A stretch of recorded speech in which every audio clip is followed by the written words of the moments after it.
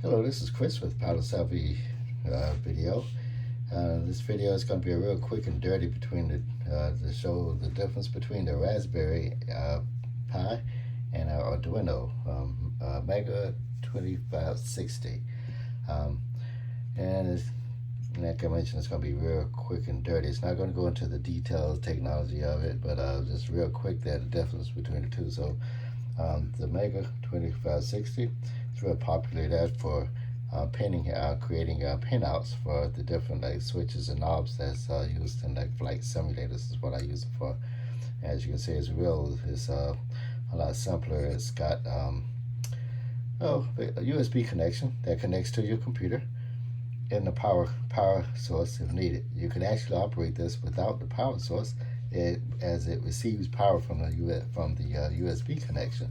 You just go through your program, you plug this in to the computer, program it, and the pins, and then you disconnect it and you plug it into the sim, or that could be the computer that you use to program it as well. And then it provides enough power. I think it's like 5.5 volts or something like that, 5 volts.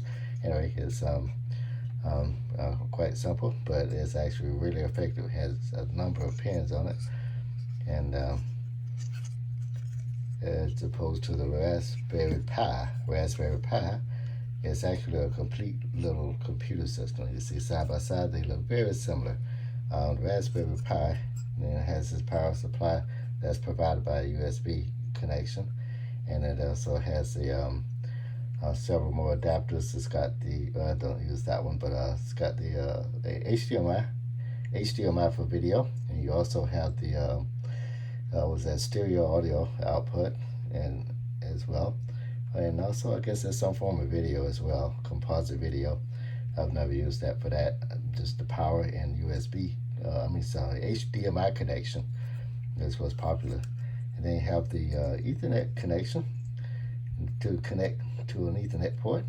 And you can also have this one here. Doesn't have a built-in wireless, but you have some newer models that have a built-in wireless. And then you have your 4 USB cables that can connect here, and they're attached to different things: mouse, keyboard, etc. And they have some pins here to add like an additional card onto this there. And that's really and the hard drive, so to speak, it uses a little SD, has an SD card slot. Don't know if you can see it there. It's an SD card slot, and that's what you use to you program that little card, and then you put it in here as well. Or you put it in here, plug it in, and program it. You download code to program it, so you can make this whatever you want it to be. Think of this as a little computer that fits in the palm of your hand. So that's all for this video. It's a lot more details that can be covered. I might cover it in other videos if need be. But this is Chris with Pilot Savvy.